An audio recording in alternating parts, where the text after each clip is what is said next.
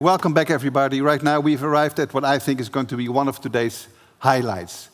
In just a moment, and here on stage, I want to welcome Floor van Bakkum, Prevention Manager at Jelinek at Arkin. Welcome, Floor. We have Björn Fuchs, Chief Digital Officer at Janshen-Hahnraths Group, here on stage.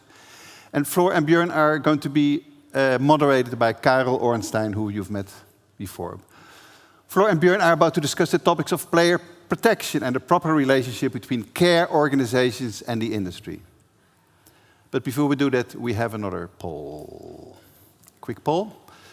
As you may have been here earlier, we are using the Slido app. If you point the camera to the middle QR code on your badge, it goes relatively smooth. Or go to slido.com, enter the event code GIH, and select the live poll tab on the top of your screen. Our second poll question of today is whether responsible gaming measures have the biggest impact on profitability or competitiveness. Are such measures just an unwelcome additional cost, or is there something more to it? Let's see.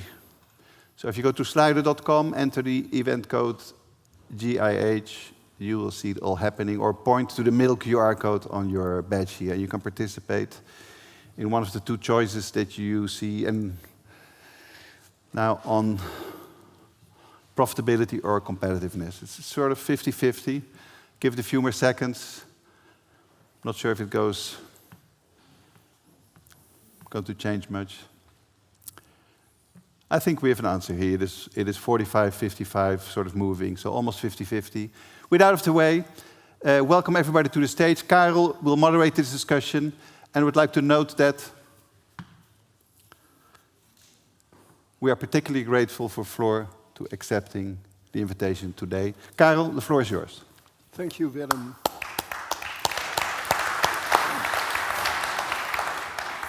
Floor, you're the prevention manager of Jelinek. Please explain shortly, briefly, what does Jelinek do and what's your task? Yes, Jelinek is an addiction care facility. We help people that have become addicted to drugs, alcohol, but also to gambling. And as a prevention manager, I'm trying to prevent people from becoming addicted. So we do all kinds of measures, prevention projects to make sure that people play responsible, for example. And it works? Sometimes it works, sometimes it doesn't.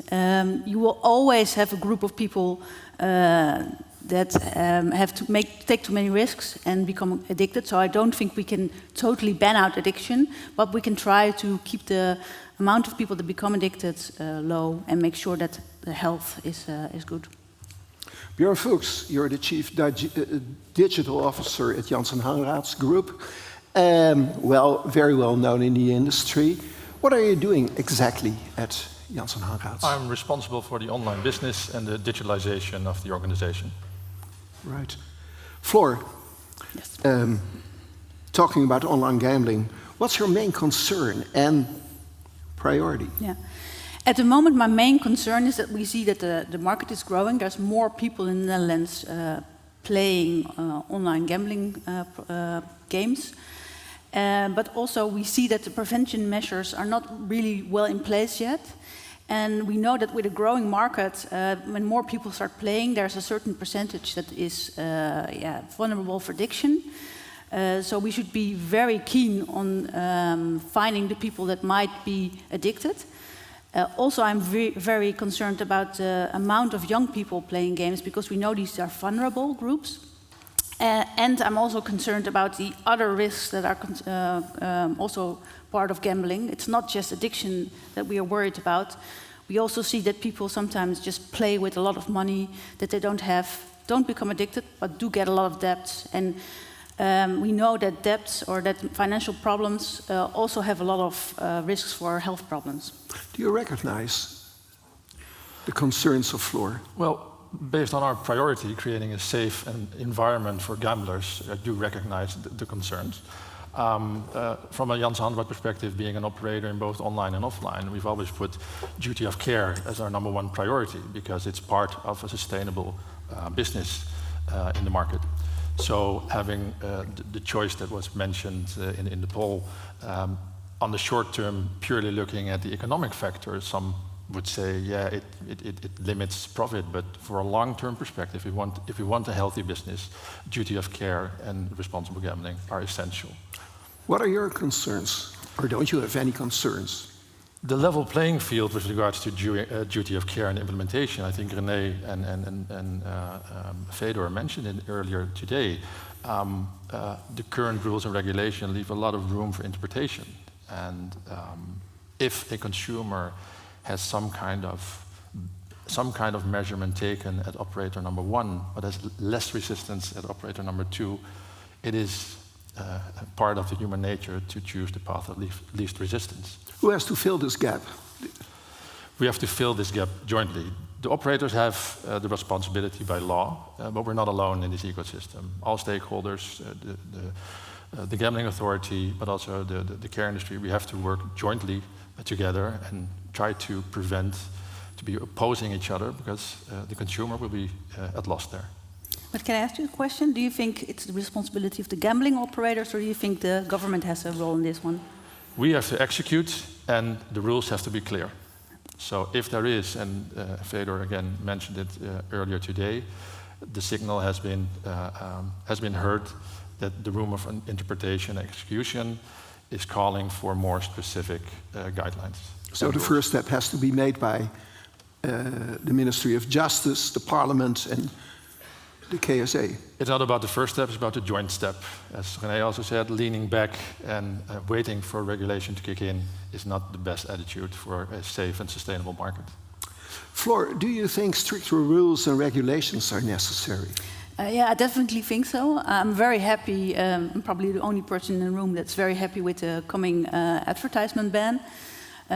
We've seen that with the opening of the market, there was a lot of advertisement, and we see that there was hardly any restriction, and gambling operators took advantage of that. So you see that we need more rules and regulation on gambling, on advertisement. But also, as you want to go further with this ban on advertising? If I had a choice, I would have a total ban of advertisement. But, why? Because I think, of course, there's people who want to play games and want to gamble. We're not opposed to that, but we do think that people should not be seduced to gambling, because it's a risky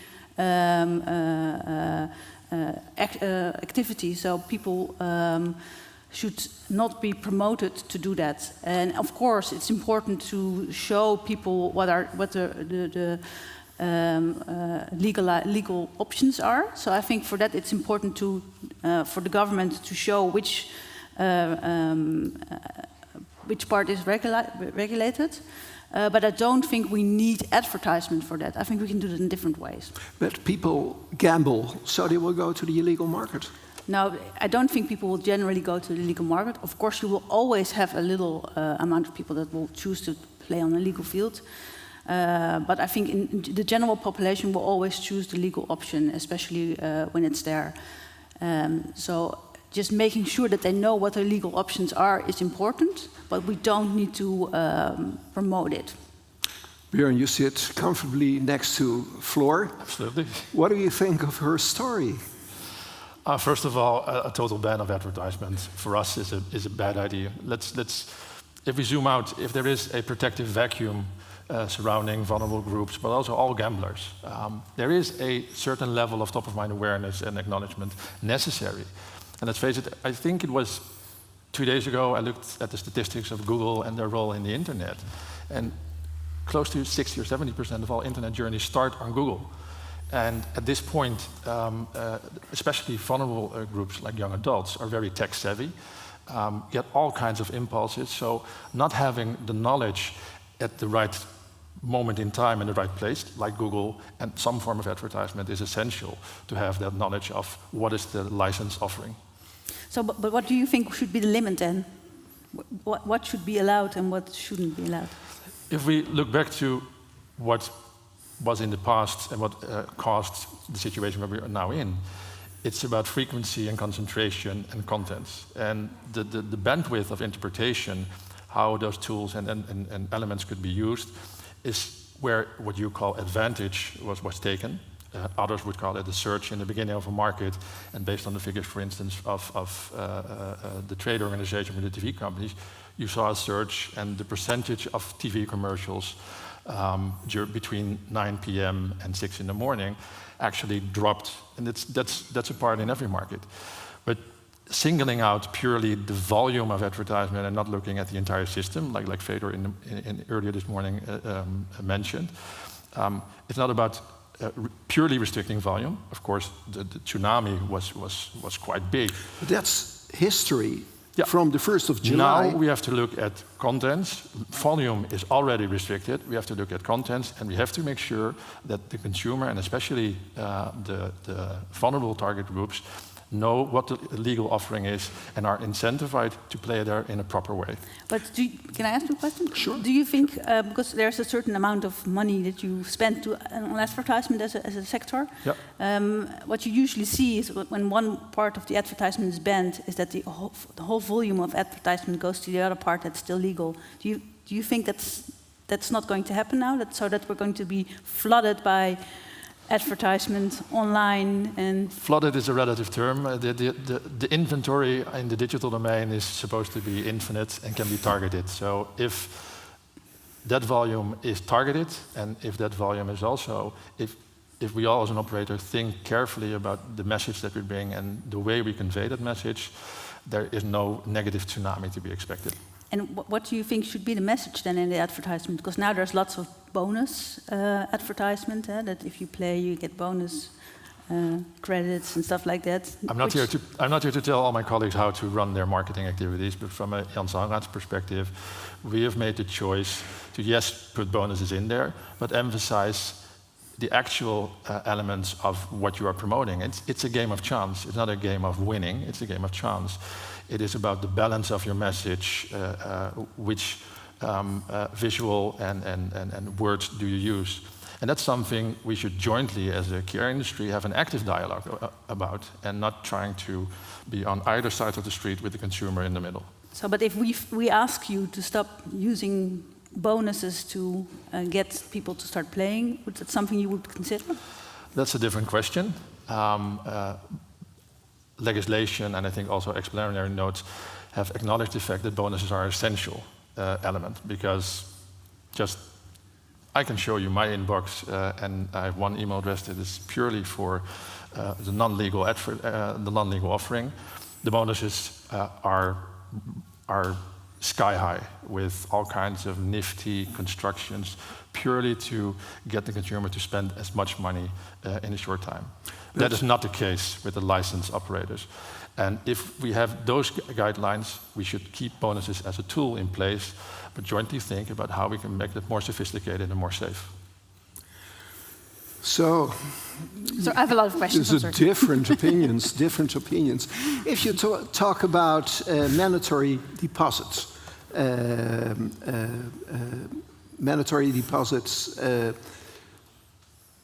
are you in favor of this? Yes, definitely.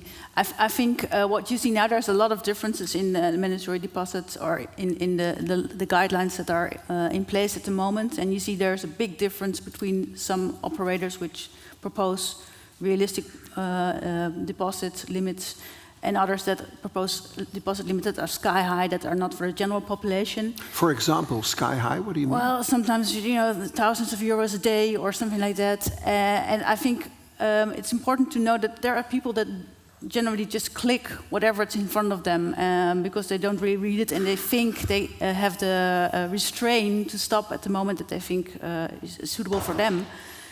And they get into the game, you probably know that as well, and they lose much more money than they were supposed to. And for example, I spoke to a girl last week who spent all her savings and all her money that she saved up for a holiday, and she made a debt of 8,000 euros in just a short period of time. She was not addicted; she just made some stupid mistakes. And these people have problems with the money that they spend, and they don't have the room to get away with these debts, and that has it's a big risk. So I think we should help people to think about what the right amount of deposits are, and that's why I think we should have a mandatory deposit. That's why I truly applaud the research the ministry and the scientific institutes are doing with regards to awareness, with regards to nudging the consumer in a more sensible choice there. However, if we look at the situation, it's all about the balance between player behavior, monitoring the behavior, and looking at what the general population can pay and afford. Monitoring that behavior is even more important. Just putting the sticker on the front door, which can become a really simplistic discussion. Should it be 50? Should it 100? Should it be 1,000? That's focusing on the sticker on the front door could have a negative effect for some places. I really don't want the hassle, and I take the path of least resistance. But don't it's you think of more importance to have monitoring of behavior, looking at the expenditure of a certain consumer, looking at the changes in their behavior. That's far more effective than only focusing on the sticker on the front door. Yeah, but especially when you look at vulnerable people, like young people who don't have much money to spend, don't you think it's good to have at least at the starting point some kind of way to make sure that they don't spend very much money in a very short time before we can even monitor the behavior? Again, even if you monitor the behavior, you can put a lower threshold for the red flags in there, and but that's not at the start, even right? Intervene earlier. And I think that it's a known fact that the members of VNLK internally agreed on having a €400 deposit or loss limit for young adults. So there is already a movement in place, but it's not about one factor. I think €400 is a lot of money for a lot of people, especially for young people. And for example, if you look at if you want to buy a new telephone, you always have to show that you don't have any debts, and they look at stuff like that. Why don't you think something like that should be in place with gambling revenues? If the tools were there, I think everybody would consider them. But as we have seen, for instance, with the Crux debate on giving operators a signal when somebody comes out of Crux, the level of privacy and the right on privacy prevails. So with the measures that we have now, it's about sensible monitoring and not only focusing on putting a mandatory limit on the front door. Do you both have joint interests, the industry and the care organizations? I think we have a joint interest in making this work, because we are not pro illegal markets. We were pro regulating the online market, because I think it gives us the opportunity to protect people who want to play gambling games. So in the end, I think what we both want is that this works, because if this spirals out of control, if we see the amount of people that become addicted rise, or if we see that people have more debts, then at a certain point there will be a discussion in the parliament if this was a good idea at all, and if we should maybe reverse the whole legalization. So I think we both are on the same page that we don't want that to happen. Yeah. Sounds like music for you. Yeah, I have to take out my... No, absolutely. I can completely agree. You know, we are talking about the same consumer, gambler, player. For what I mentioned earlier, we have to prevent that we are on either sides of the street or the square and just trying to impose our thoughts. We have to meet in the middle to be effective in order to protect the consumer. That sounds great, but do you also diverge? Absolutely, absolutely. Where? Absolutely. First of all, because of we're on different sides of the environment. If you look at the market as an upside-down mountain, a minority of all players develops a certain way of problem gambling or gambling addiction. And that's where Floor and her care industry see the worst cases and the potential worst cases. As an industry, we have a different effect. We still focus on preventing those negative cases, but we have the entire environment to look at. So, is it an upside-down mountain, or? Well, yeah, it's true that what we see, of course, that most people start playing a game and will probably stop on time or will not have serious problems. But we do know that a certain amount of people are vulnerable for addiction, so they will have a higher risk of developing addiction. It's a smaller part. So, yeah, of course, happily enough, there's only a little amount of people that become addicted and go to addiction care facilities. I do want to emphasize again that it's not just addiction that we're talking about. We're also talking about people that get into financial problems because of gambling, which should also be considered, not just looking at addiction only. So yeah, but we do have different goals, I think, because we want to make sure that people do not develop addiction, and we want to be precautionary in that. So we want to be filtering them out in an earlier stage. And I think there, what we want to do in preventive measures sometimes are not the same, do not collide with what you want for if you look at developing profits and making gaming attractive and stuff like that. Well, again, as I mentioned earlier, a sustainable business for us, and I think for all operators in the room, duty of care is in there. There's nobody in this room that got up this morning, took a shower, took some breakfast and thought, let's make some money off of the backs of gambling addicted people. Let's create some problem. Nobody has that intention. We all have the perspective of preventing that. Yeah, but I do think there's a big amount of people that play at gambling revenues at the moment that might be in some form or way addicted, and that you make a lot of money off. Again, it's about definitions, data, and dialogue. Yeah. Let's jointly define what are we talking about, how do we measure it, then have the data, and then have an effective dialogue, and continuously improve on how we execute the duty of care. Floor, do you think they do it in the right way? Do they do enough? Does the industry do enough? No, I think they can do more. What? Like I said, and I'm not saying that everybody does it the same way. I think that's also the problem, because there is a lot of difference between the different promoters that are on the market at the moment. And I think there it's important that the government it will take the lead and define what is asked from the different promoters.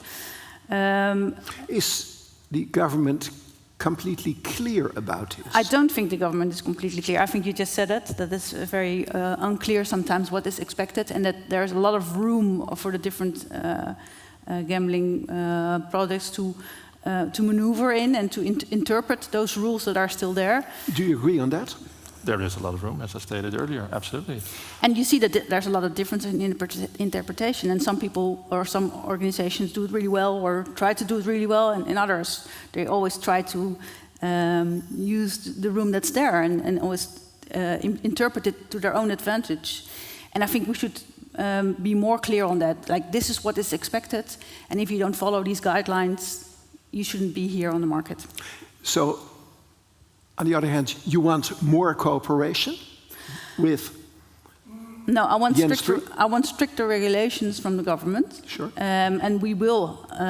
We want to discuss that, and we want to also think about how we can put more effective preventive measures in place. So, I'm not pro doing all kinds of things that are not effective. I think we should look at the research, what we have, what works, and put that in place, and make sure that we monitor it and research it and make it even better and more better, and so that in the end we can filter out people that might be problematic gambling.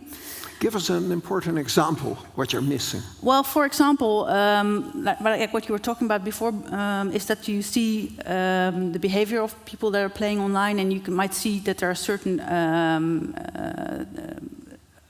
behavior that is indicating of addiction problems. I think we should be very clear on what moment we want the preventive measures in place, when we want the operator to contact the player, and what we want them to do. What you sometimes now see is that the operator tries to contact the consumer, and there's no response, and then they just leave the player account open for a long time. In the meantime, the player will continue to play and get into more problems. And I think we should say, no, if he doesn't answer, close the account until he answers the phone, for example. What do you think of this idea?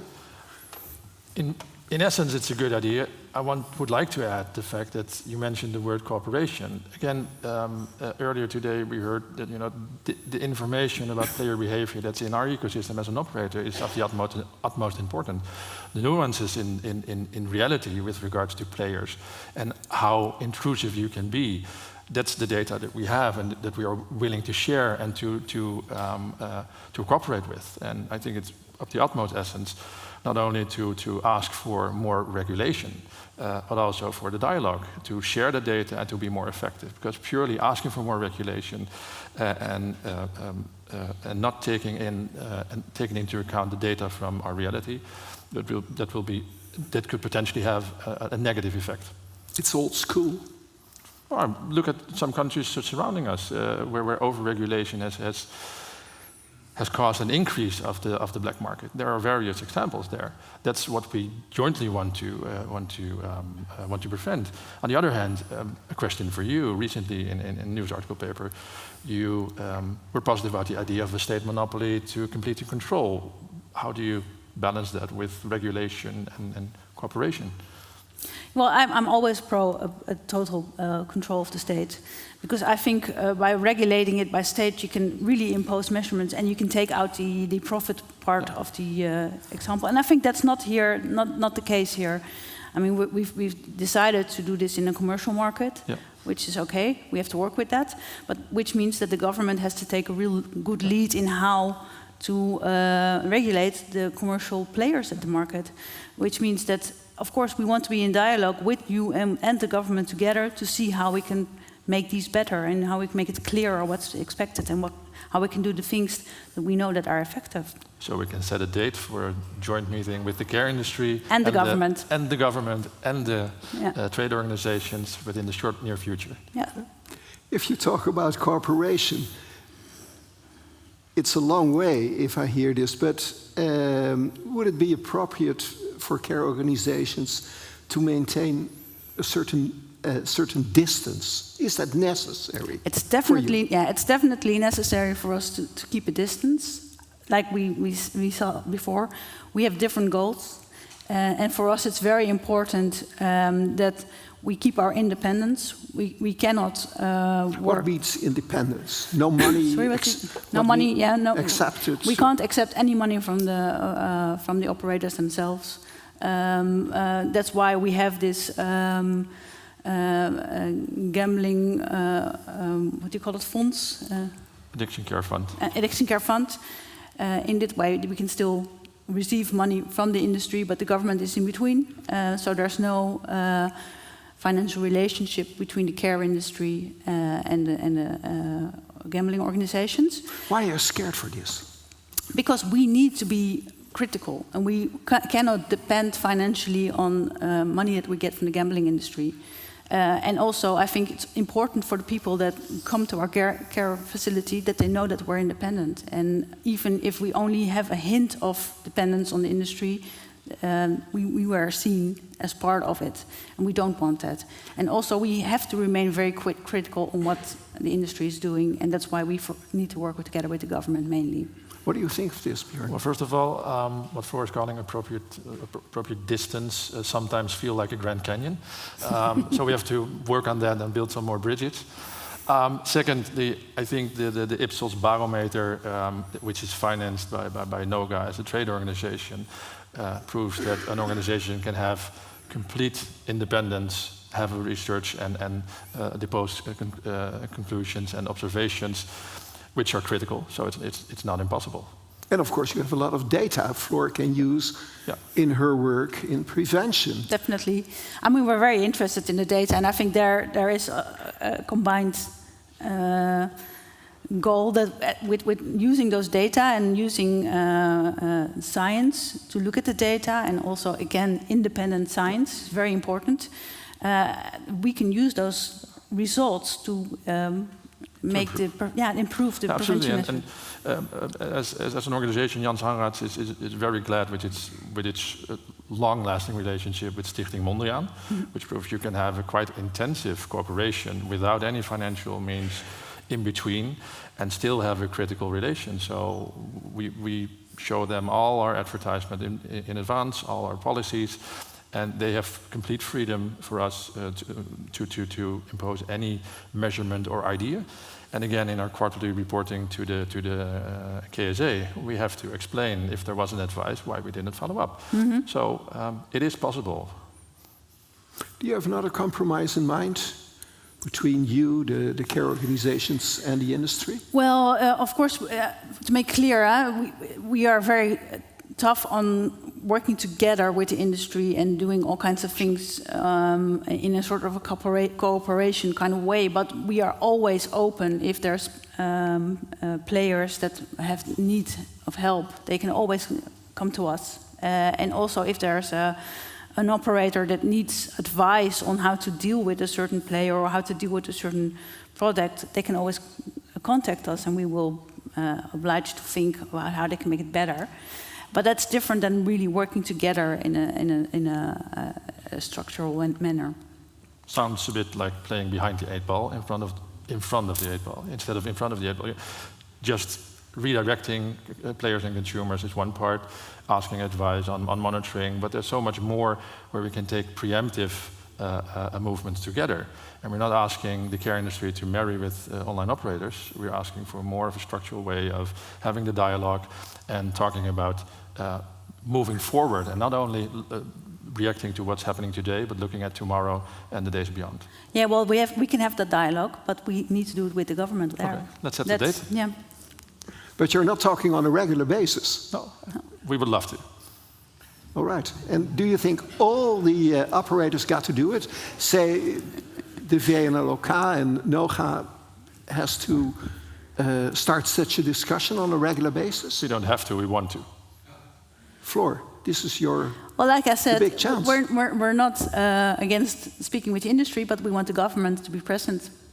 We want it we want it in a regulated way of discussing it, where the government should be an active participant. You're not very happy. This is sounds like a bit of bias or fear. No, it's not. A third party has to be present. It's not fear. I think we have to do it in a three-party way, and I think that's the best way. We can discuss together in what way this market should be regulated. And I think the government is the regulator and should hear from both sides of the story. Absolutely. And should be the. While waiting for the busy agendas of René and Fedor to clear up, we should set a date between the two of us. You free of all. Thank you very, very much for this session.